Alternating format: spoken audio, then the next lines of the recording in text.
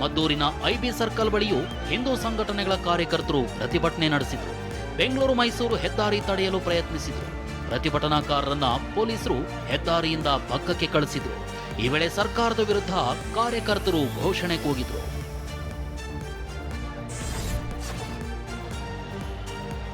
ಗಣೇಶ ವಿಸರ್ಜನೆ ವೇಳೆ ಕಲ್ಲು ತೂರಾಟ ಹಾಗೂ ಪ್ರತಿಭಟನಾಕಾರರ ಮೇಲೆ ಲಾಠಿ ಚಾರ್ಜ್ ವಿರೋಧಿಸಿ ಮದ್ದೂರು ತಾಲೂಕು ಕಚೇರಿ ಬಳಿ ಸಾವಿರಾರು ಸಂಖ್ಯೆಯಲ್ಲಿ ಹಿಂದೂ ಕಾರ್ಯಕರ್ತರು ಜಮಾಯಿಸಿದರು. ಪ್ರತಿಭಟನಾಕಾರರಿಗೆ ಮಾಜಿ ಸಂಸದ ಪ್ರತಾಪ್ ಸಿಂಹ ಹಾಗೂ ಜೆಡಿಎಸ್ ಯುವ ಘಟಕದ ಅಧ್ಯಕ್ಷ ನಿಖಿಲ್ ಸಾಥ್ ನೀಡಿದರು. ಈ ವೇಳೆ ಕಲ್ಲು ತೂರಾಟ ನಡೆಸಿದವರ ವಿರುದ್ಧ ಕ್ರಮ ತೆಗೆದುಕೊಳ್ಳುವಂತೆ ಪ್ರತಿಭಟನಾಕಾರರು ಆಗ್ರಹಿಸಿದರು. ಅಲ್ಲದೆ ಲಾಠಿ ಚಾರ್ಜ್ ಮಾಡಿರುವ ಪೊಲೀಸರನ್ನ ಅಮಾನತು ಮಾಡುವಂತೆ ಒತ್ತಾಯಿಸಿದರು. ಅವ್ರ ಬಗ್ಗೆ ನಮಗೆ ಮಾಹಿತಿನ ಕೊಡಬೇಕು, ಪ್ಲಸ್ ಅವ್ರನ್ನ ಅರೆಸ್ಟ್ ಮಾಡಬೇಕು. ಮುಲ್ಲ ಯಾರಿದ್ರೆ ಅವನು ಅರೆಸ್ಟ್ ಆಗಬೇಕು. ಈ ಗಣೇಶನ ವಿಸರ್ಜನೆ ಕಾರ್ಯಕ್ರಮದಲ್ಲಿ ಯಾವ ಈ ಕಿಡಿಗೇಡಿಗಳು ಈ ಕೋಮತನದಲ್ಲಿ ಅವಕಾಶ ಮಾಡಿದ್ದಾರೆ ಅಂತ ಬಂದಿರುವುದೇ ಆಗಬೇಕು ಅಂತ ಇನ್ನು ಆರೋಪಿಗಳ ವಿರುದ್ಧ ಕ್ರಮ ಕೈಗೊಳ್ಳುವುದಾಗಿ ಪೊಲೀಸರು ಭರವಸೆ ನೀಡಿದ ಬಳಿಕ ಪ್ರತಿಭಟನಾಕಾರರು ಪ್ರತಿಭಟನೆಗೆ ತಾತ್ಕಾಲಿಕ ವಿರಾಮ ಘೋಷಿಸಿದ್ದಾರೆ. ಮದ್ದೂರಿನಲ್ಲಿ ಗಣೇಶ ಮೆರವಣಿಗೆ ವೇಳೆ ಕಲ್ಲು ತೂರಾಟ ಪ್ರಕರಣ ಸಂಬಂಧ ಒಟ್ಟು 22 ಆರೋಪಿಗಳನ್ನು ಪೊಲೀಸರು ಬಂಧಿಸಿದ್ದಾರೆ. Mohammed Awez alias Mullu, Irfan alias Miya, Nawaz Khan alias Nawaz, Imran Pasha alias Imran, Umar Farooq alias Umar, Syed Dastagir alias Syed Rasheed, Kasif Ahmed alias Kasif, Ahmed Salman alias Mukhulla, Musavir Pasha alias Odeya, Kalandar Khan, Sumer Pasha, Mohammed Aziz, Inayat Pasha ಹಾಗೂ ಮೊಹಮ್ಮದ್ ಕಲೀಂ ಸೇರಿ 22 ಆರೋಪಿಗಳನ್ನು ಬಂಧಿಸಲಾಗಿದೆ. 22 ಆರೋಪಿಗಳಿಗೆ 14 ದಿನ ನ್ಯಾಯಾಂಗ ಬಂಧನಕ್ಕೆ ನೀಡಿ ಮದ್ದೂರು ತಾಲೂಕಿನ 2ನೇ ಹೆಚ್ಚುವರಿ ಸಿವಿಲ್ ಕೋರ್ಟ್ ಜಡ್ಜ್ ಆದೇಶಿಸಿದ್ದಾರೆ. ಮದ್ದೂರಿನಲ್ಲಿ ಮಂಗಳವಾರವೂ ಸಾಮೂಹಿಕ ಗಣೇಶನ ವಿಸರ್ಜನೆ ನಡೆಸಲು ಹಿಂದೂ ಸಂಘಟನೆಗಳು ಚಿಂತನೆ ನಡೆಸಿವೆ. ಅಲ್ಲದೆ ಮದ್ದೂರು ಬಂದ್ಗೆ ಹಿಂದೂ ಪರ ಸಂಘಟನೆಗಳು ಕರೆ ಕೊಟ್ಟಿವೆ. ಸ್ವಯಂ ಪ್ರೇರಿತವಾಗಿ ಬಾಗಿಲು ಮುಚ್ಚುವಂತೆ ವರ್ತಕರಿಗೆ ಮನವಿ ಮಾಡಲಾಗಿದೆ. ಮಂಗಳವಾರ ರಾಜ್ಯ ಬಿಜೆಪಿ ನಿಯೋಗವು ಮದ್ದೂರಿಗೆ ಭೇಟಿ ನೀಡಲಿದೆ. ಕಲ್ಲು ತೂರಾಟ ಪ್ರಕರಣ ಖಂಡಿಸಿ ಪ್ರತಿಭಟನೆ ನಡೆಸಲಿದೆ. ಈ ಹಿನ್ನೆಲೆ ಮದ್ದೂರು ಪಟ್ಟಣದಲ್ಲಿ ಭದ್ರತೆಗೆ ಹೆಚ್ಚುವರಿ ಪೊಲೀಸರನ್ನ ನಿಯೋಜನೆ ಮಾಡಲಾಗಿದೆ. ಈಗಾಗಲೇ 1,000 ಪೊಲೀಸರನ್ನ ನಿಯೋಜಿಸಲಾಗಿದ್ದು, ಮಂಗಳವಾರ ಮತ್ತಷ್ಟು ಪೊಲೀಸರನ್ನ ನಿಯೋಜಿಸುವ ಸಾಧ್ಯತೆ ಇದೆ. ಮಂಡ್ಯ, ಬೆಂಗಳೂರು, ಮೈಸೂರು, ಹಾಸನ, ಚಾಮರಾಜನಗರ, ರಾಮನಗರ ಸೇರಿದಂತೆ ಹಲವು ಜಿಲ್ಲೆಗಳ ಪೊಲೀಸ್ ಸಿಬ್ಬಂದಿಯನ್ನ ಮದ್ದೂರಿಗೆ ನಿಯೋಜನೆ ಮಾಡಲಾಗಿದೆ. ಇನ್ನು ಮಂಗಳವಾರ ಬೆಳಗ್ಗೆವರೆಗೂ 144 ಸೆಕ್ಷನ್ ಜಾರಿ ಮಾಡಿ ಆದೇಶಿಸಲಾಗಿದೆ. ಅಲ್ಲದೆ ಮದ್ದೂರು ಪಟ್ಟಣದ ವಿವಿಧ ರಸ್ತೆಗಳಲ್ಲಿ ಡಿಐಜಿಪಿ ಬೋರ್ಲಿಂಗಯ್ಯ ನೇತೃತ್ವದಲ್ಲಿ ಪೊಲೀಸರು ಪಥಸಂಚಲನ ನಡೆಸಲಿದ್ದಾರೆ.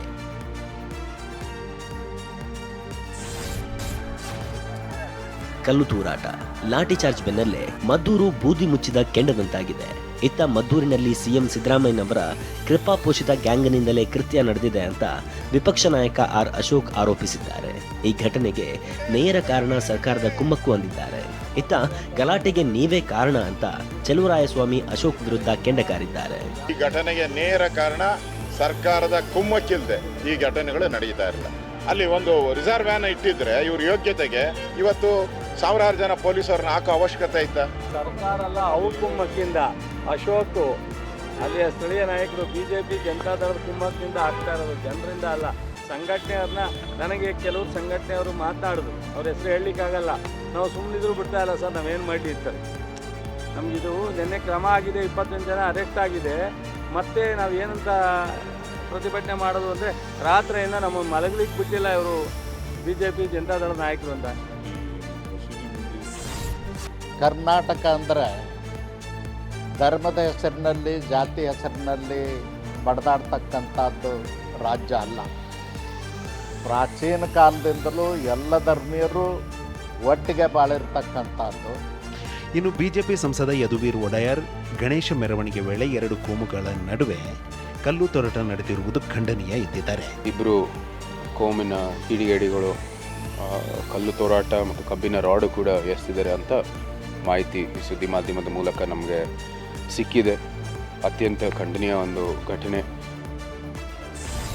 ಕಾಂಗ್ರೆಸ್ ಆಡಳಿತದಲ್ಲಿ ರಾಜ್ಯದಲ್ಲಿ ಅಶಾಂತಿಯ ವಾತಾವರಣ ನಿರ್ಮಾಣ ಆಗ್ತಿದೆ. ಹಿಂದೂಗಳಲ್ಲಿ ಅಸಮಾಧಾನ ಹೆಚ್ಚಾಗ್ತಿದೆ ಅಂತ ಮಂಡ್ಯ ಸಂಸದ ಕೇಂದ್ರ ಸಚಿವ ಎಚ್ ಡಿ ಕುಮಾರಸ್ವಾಮಿ ಆರೋಪಿಸಿದ್ದಾರೆ. ಮದ್ದೂರು ಘಟನೆ ಕಾಂಗ್ರೆಸ್ನ ಪತನಕ್ಕೆ ನಾಂದಿಯಾಡಿದೆ ಎಂದಿದ್ದಾರೆ. ಕಾಂಗ್ರೆಸ್ನ ಪತನಕ್ಕೆ ದಾರಿ ಯಾವ ರೀತಿ ಮೂಡ್ತಾ ಇದೆ ಅಂತಕ್ಕಂಥದ್ದು ಈ ಘಟನೆಯಿಂದ ಆ ಮದ್ದೂರಿನ ಜನತೆ, ಇಡೀ ರಾಜ್ಯದ ಜನತೆಗೆ ಇವತ್ತು ಏನೋ ಒಂದು ಸಂಘರ್ಷಕ್ಕೆ ಒಳಗಾಗಿರ್ತಕ್ಕಂಥದ್ದೇನಿದೆ. ಗಣೇಶ ವಿಸರ್ಜನೆ ವೇಳೆ ಡಿಜೆ ಬಳಕೆ ಮಾಡಿದ್ದಕ್ಕೆ ಎಫ್ಐಆರ್ ದಾಖಲಿಸುತ್ತಿರುವುದರ ವಿರುದ್ಧ ಬಿಜೆಪಿ ಎಂಎಲ್ಸಿ ಸಿಟಿ ರವಿ ವಾಗ್ದಾಳಿ ನಡೆಸಿದ್ದಾರೆ. ಕಾಲ ಹೀಗೆ ಇರಲ್ಲ, ಎಲ್ಲದಕ್ಕೂ ಕಾಲವೇ ಉತ್ತರಿಸುತ್ತೆ. ಬಿಜೆಪಿ ಅಧಿಕಾರಕ್ಕೆ ಬಂದೇ ಬರುತ್ತೆ, ಆಗ ಎಲ್ಲದಕ್ಕೂ ಉತ್ತರ ಕೊಡುತ್ತೇವೆ ಎಂದಿದ್ದಾರೆ. ಕಂದಕ ನಿರ್ಮಿಸುವ ಷಡ್ಯಂತ್ರ ನಡೆದಿದೆ ಅಂತ ಸಿಟಿ ರವಿ ಆಕ್ರೋಶ ಹೊರಹಾಕಿದ್ದಾರೆ. ಅದಕ್ಕೆ ಉಗುಳೋ ಕೆಲಸ ಮಾಡ್ತಾರೆ ಮೂರ್ತಿ ಮೇಲೆ. ಅಂದರೆ ಅವರಿಗೆ ಈ ರೀತಿ ದ್ವೇಷ ಎಲ್ಲಿಂದ ಸೃಷ್ಟಿಯಾಯಿತು? ಮಕ್ಕಳು ದೇವರಿದ್ದಂಗೆ ಅಂತ ಹೇಳ್ತಾರೆ. ಆದರೆ ಆ ಮಕ್ಕಳಲ್ಲಿ ದೇವರ ಮನಸ್ಥಿತಿಯ ಬದಲಿಗೆ ದೆವ್ವದ ಮನಸ್ಥಿತಿಯನ್ನು ಯಾರು ಸೃಷ್ಟಿ ಮಾಡ್ತಾ ಇದ್ದಾರೆ? ಧಾರವಾಡದ ನರೇಂದ್ರ ಗ್ರಾಮದಲ್ಲಿ ಗಣೇಶ ವಿಸರ್ಜನೆ ವೇಳೆ ಪೊಲೀಸರು ಲಾಠಿ ಚಾರ್ಜ್ ನಡೆಸಿದ್ದನ್ನ ಖಂಡಿಸಿ ಹಿಂದೂಪರ ಕಾರ್ಯಕರ್ತರು ಎಸ್ಪಿ ಕಚೇರಿಗೆ ಮುತ್ತಿಗೆ ಹಾಕಿದ್ದಾರೆ. ಕ್ಷುಲ್ಲಕ ಕಾರಣಕ್ಕಾಗಿ ಹಿಂದೂ ಸಮಾಜದವರ ಮೇಲೆ ಲಾಠಿ ಪ್ರಹಾರ ನಡೆಸಿದ ಪೊಲೀಸರ ವಿರುದ್ಧ ಕ್ರಮ ಕೈಗೊಳ್ಳಬೇಕು ಅಂತ ಆಗ್ರಹಿಸಿದ್ದಾರೆ. ದಸರಾ ಉದ್ಘಾಟನೆಗೆ ಬಾನು ಮುಷ್ತಾಕ್ ಆಯ್ಕೆ ಪ್ರಶ್ನಿಸಿ ಬಿಜೆಪಿ ಮಾಜಿ ಸಂಸದ ಪ್ರತಾಪ್ ಸಿಂಹ ನ್ಯಾಯಾಲಯಕ್ಕೆ ಅರ್ಜಿ ಸಲ್ಲಿಸಿದ್ದಾರೆ. ಈ ಬಗ್ಗೆ ಮಾತನಾಡಿದ ಪ್ರತಾಪ್ ಸಿಂಹ, ಬಾನು ಮುಷ್ತಾಕ್ ಮುಸ್ಲಿಂ ಎನ್ನುವ ಕಾರಣಕ್ಕೆ ನನ್ನ ವಿರೋಧವಿಲ್ಲ. ಕನ್ನಡಾಂಬೆಯ ಅರಿಶಿನ ಕುಂಕುಮದ ಬಗ್ಗೆ ಆಡಿರುವ ಮಾತಿನ ಬಗ್ಗೆ ಬಾನು ಮುಷ್ತಾಕ್ ಕ್ಷಮೆ ಕೇಳಿದ್ದರೆ ನಾನು ಕೋರ್ಟ್ಗೆ ಹೋಗುತ್ತಿರಲಿಲ್ಲ ಎಂದಿದ್ದಾರೆ. ಈ ಬಗ್ಗೆ ಪ್ರತಿಕ್ರಿಯೆ ನೀಡಿದ ಸಿಎಂ ಸಿದ್ದರಾಮಯ್ಯ, ಪ್ರತಾಪ್ ಸಿಂಹ ಅವರ ಪಾರ್ಟಿಯಿಂದ ನೆಗ್ಲೆಕ್ಟ್ ಆಗಿದ್ದಾರೆ, ಹೀಗಾಗಿ ಪ್ರಚಾರಕ್ಕಾಗಿ ಕೋರ್ಟ್ಗೆ ಹೋಗಿರಬಹುದು ಎಂದಿದ್ದಾರೆ. ಭಾನು ಮುಷ್ತಾಕ್ ತಾಯಿ ಭುವನೇಶ್ವರಿ ಬಗ್ಗೆ ನೀಡಿದ ಹೇಳಿಕೆ ಸಂಬಂಧ ಸ್ಪಷ್ಟನೆ ನೀಡದೆ ದಸರಾ ಕಾರ್ಯಕ್ರಮದಲ್ಲಿ ಭಾಗಿಯಾದರೆ ಇಲ್ಲೂ ಅದೇ ರೀತಿ ಮಾತನಾಡಿದ್ರೆ ನಮ್ಮ ಭಾವನೆಗಳಿಗೆ ಧಕ್ಕೆ ಆಗುತ್ತೆ ಅಂತ ಬಿಜೆಪಿ ಸಂಸದ ಯದುವೀರ್ ಒಡೆಯರ್ ತಿಳಿಸಿದ್ದಾರೆ. ದಸರಾ ನಮ್ಮ ಭಾರತೀಯ ಪರಂಪರೆ, ನಾವು ಇದನ್ನ ಒಪ್ಪುತ್ತೇವೆ ಅಂತ ಭಾನು ಮುಷ್ತಾಕ್ ಹೇಳಲಿ ಎಂದಿದ್ದಾರೆ. ಸೌಜನ್ಯ ಮಾವ ವಿಠಲಗೌಡನೇ ಆಕೆಯ ಮೇಲೆ ಅತ್ಯಾಚಾರ ಎಸಗಿ ಕೊಂದಿದ್ದಾನೆ ಅಂತ ಸಾಮಾಜಿಕ ಹೋರಾಟಗಾರ ಸ್ನೇಹಮಯಿ ಕೃಷ್ಣ ಆರೋಪಿಸಿದ್ದಾರೆ. ಈ ಸಂಬಂಧ ಸ್ನೇಹಮಯಿ ಕೃಷ್ಣ ದಕ್ಷಿಣ ಕನ್ನಡ ಎಸ್ಪಿಗೆ ದೂರು ನೀಡಿದ್ದಾರೆ. ವಿಠಲಗೌಡ ಕೃತ್ಯ ಎಸಗಿರುವ ಬಗ್ಗೆ ಮಾಹಿತಿ ಮತ್ತು ಸಾಕ್ಷ್ಯಾಧಾರವಿದೆ ಅಂತ ಕೃಷ್ಣ TV9ಗೆ ತಿಳಿಸಿದ್ದಾರೆ. ಸೌಜನ್ಯನ ಮೇಲೆ ದೌರ್ಜನ್ಯ ನಡೆದಿರೋಂಥದ್ದು ಮತ್ತು ಕೊಲೆ ಮಾಡಿರೋಂಥದ್ದು ಅವ್ರ ಸೋದರ ಮಾವಾದ ವಿಠಲಗೌಡ ಅಂತೇಳಿ.